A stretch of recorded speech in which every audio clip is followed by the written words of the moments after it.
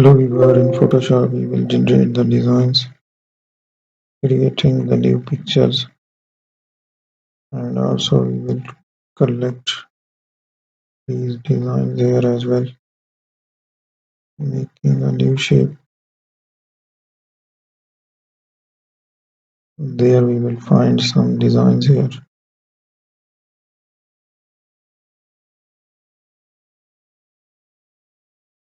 So that's it. Now I will make the other design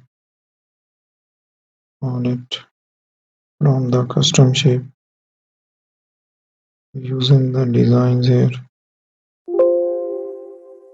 like that one. So there we have